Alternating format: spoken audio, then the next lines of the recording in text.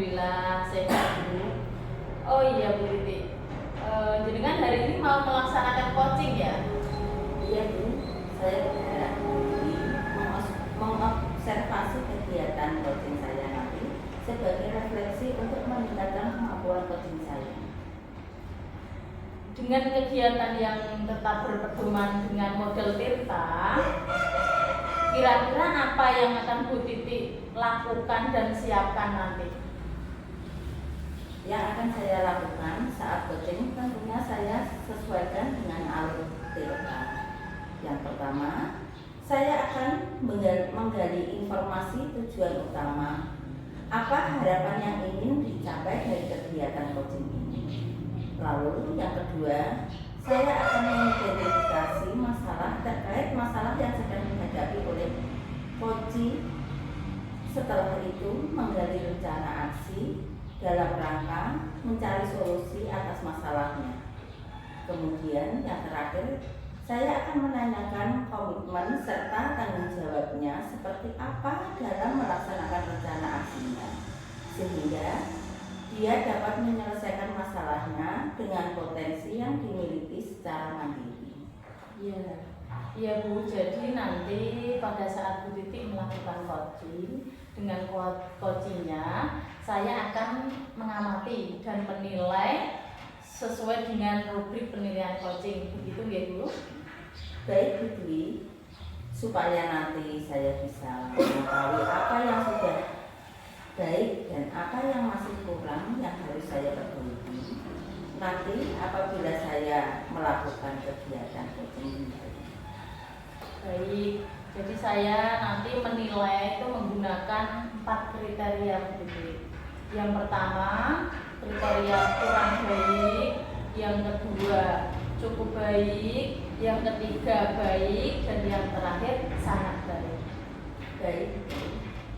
Lalu kompetensi apa yang ingin dikembangkan dalam proses coaching nanti?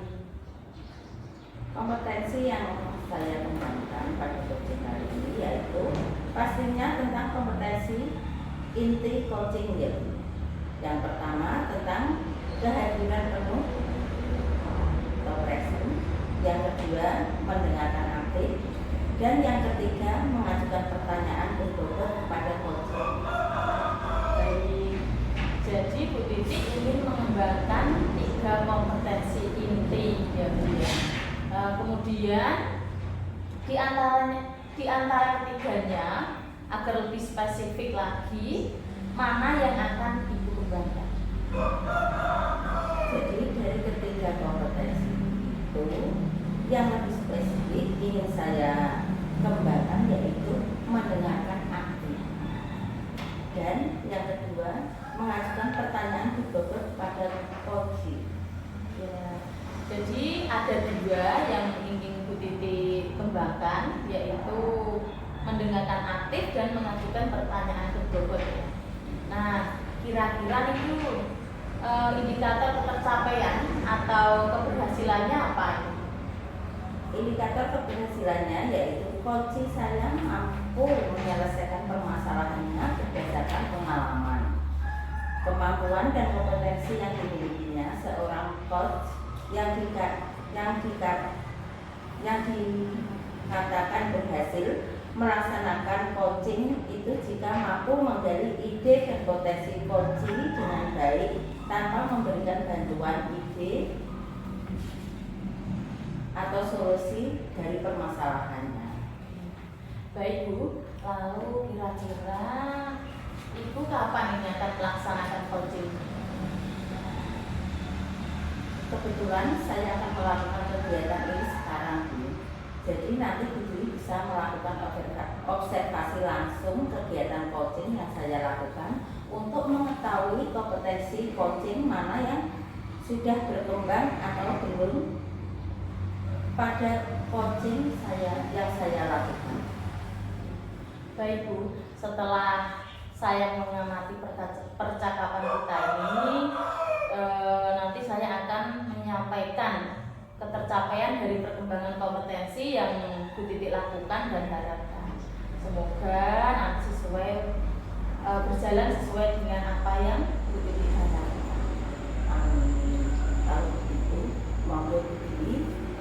ke ruangan dulu sambil menunggu kunci saya. Baik Bu Titi, terima kasih Bu Titi. Sama-sama Bu Dwi.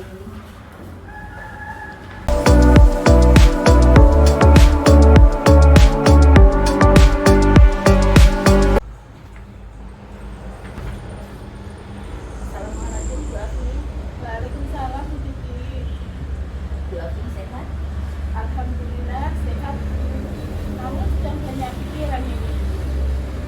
Iya, saya perhatikan dari tadi Bu Afi itu makanya sayu dan kurang bersemangat. Ada apa dengan ini ya Bu Afi? Iya Bu. Saya sebenarnya mau cerita sama seseorang tentang masalah saya, tapi bingung sama siapa. Kebetulan ada Bu Titi yang menyadari kegalauan saya. Oh begitu. Mungkin ada yang bisa saya bantu dari Syukur alhamdulillah kalau Bu Titi tidak keberatan dan berkenan, bolehkah saya menceritakan masalah saya, Bu? dengan senang hati Bu Afin. Monggo kalau mau bercerita.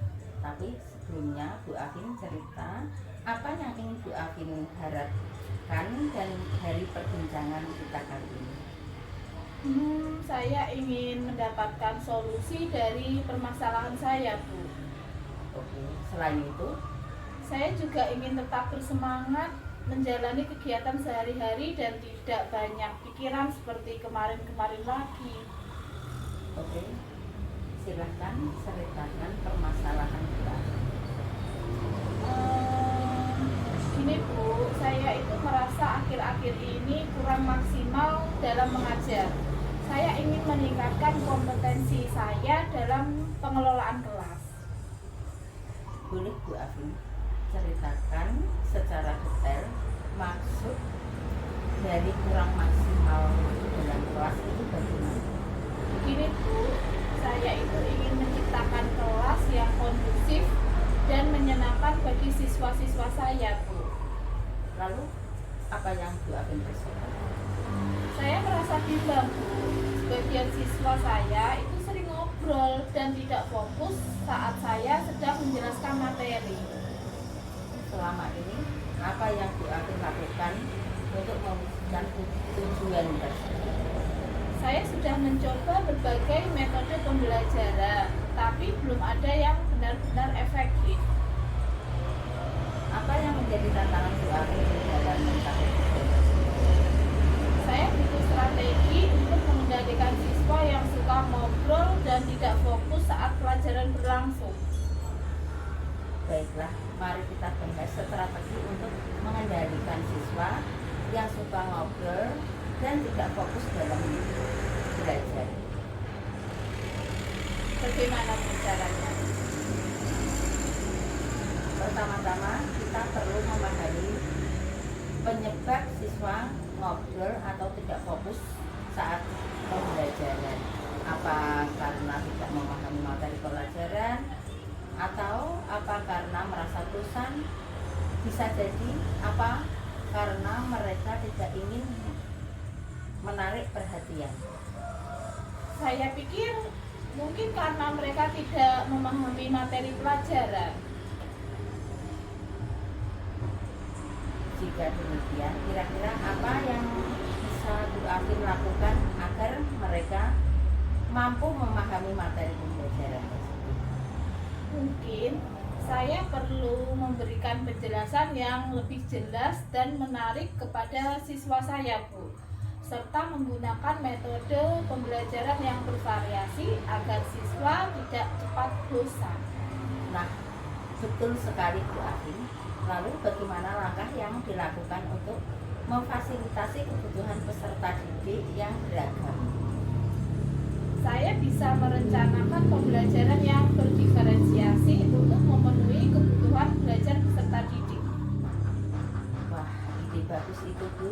Bagaimana langkah yang akan dilakukan untuk melaksanakan pembelajaran berdiferensiasi agar terlaksana dengan baik? Sepertinya saya harus mempersiapkan RPP berdiferensiasi serta melakukan refleksi di setiap pembelajaran ya Bu. Bagus. Tampaknya sudah terpapang jelas rona semangat di wajahnya Bu Afin. Nah, sekarang sudah tahu kan apa yang harus Bu Afin lakukan? Ya Bu, saya sudah tahu kira-kira apa yang harus saya lakukan. Mungkin diantaranya yang pertama, saya akan memberikan penjelasan tentang materi pelajaran dengan lebih jelas dan menarik. Kemudian yang kedua, saya akan menggunakan metode pembelajaran yang bervariasi agar siswa tidak merasa bosan. Yang ketiga, saya akan menyusun RPP berdiferensiasi untuk melaksanakan proses pembelajaran yang berdiferensiasi. Kemudian yang keempat atau yang terakhir adalah yang tidak kalah penting, saya harus melakukan refleksi. Betul sekali. Ngomong-ngomong, komitmen apa yang Bu Afin lakukan untuk menjalankan misi dari rencana tersebut? Sesegera mungkin saya akan membuat RPP yang berdiferensiasi serta merancang metode pembelajaran yang menarik dan bervariasi. Siapa sajakah yang bisa membantu Bu Afin dalam menjalankan komitmen ini? Saya akan meminta bantuan rekan sejawat, guru senior, atau kepala sekolah untuk mengevaluasi proses pembelajaran yang saya lakukan. Saya setuju. Lanjutkan. Terima kasih banyak ya Bu Titik sudah mendengarkan isi hati saya dan menuntun saya untuk menemukan langkah yang harus saya lakukan. Sama-sama Bu Afin. Saya juga senang sekali bisa membantu. Tetap semangat ya. Siap, insya Allah. Terima kasih banyak ya Bu Titik. Sama.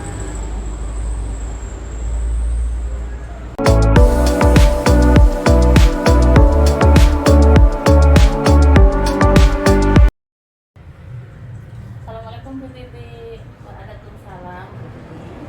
Bu Titi tadi sudah melakukan coaching ya dengan Bu Afin. Bagaimana hasilnya Bu? Iya betul Bu.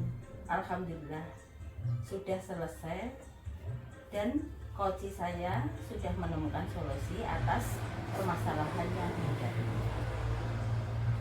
Alhamdulillah kalau begitu. Langsung saja kita membahas atau menganalisis dari apa yang sudah Bu Titi lakukan tadi terkait dengan ketercapaian pengembangan kompetensi coaching yang sudah Bu Titi sampaikan pada awal-awal observasi tadi ya. Apa yang sudah Bu Titi lakukan untuk mencapai ketercapaian dari indikator yang sudah Bu Titi sebutkan tadi pada saat praobservasi. Di kegiatan coaching ini tadi saya sudah melakukan coaching dengan alur cerita, yaitu menanyakan tujuan, identifikasi masalah, rencana aksi, dan tanggung jawab. Saya sudah mendengarkan secara penuh masalah yang disampaikan oleh coaching.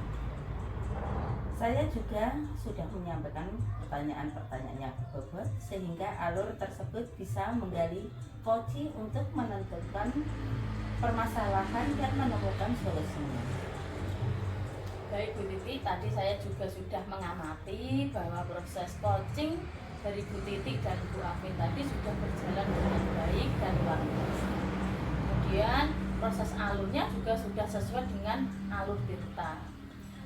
Bu Titi juga sudah mendengarkan seluruh percakapan dari coaching dengan baik dan aktif.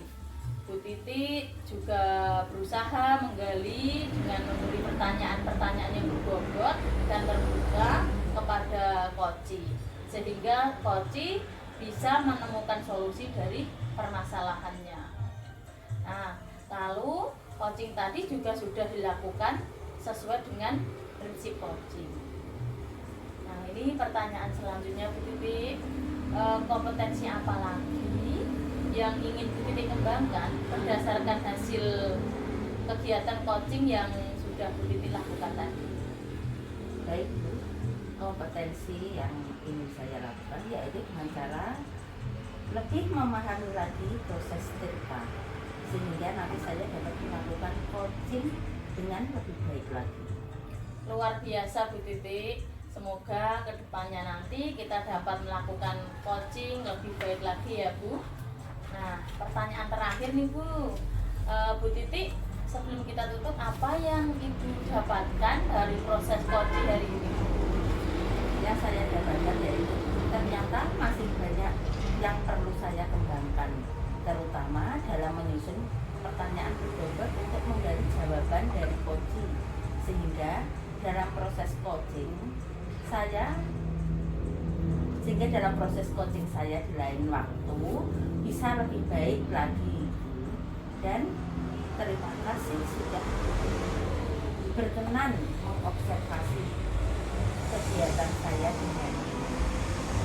Amin, sama-sama Bu Tuti. Demikian observasi kita hari ini ya Bu. Semoga bermanfaat untuk kita semua. Pertemuan ini saya tutup dulu. Terima kasih. Wassalamualaikum warahmatullahi wabarakatuh. Sama-sama Bu Dwi. Waalaikumsalam.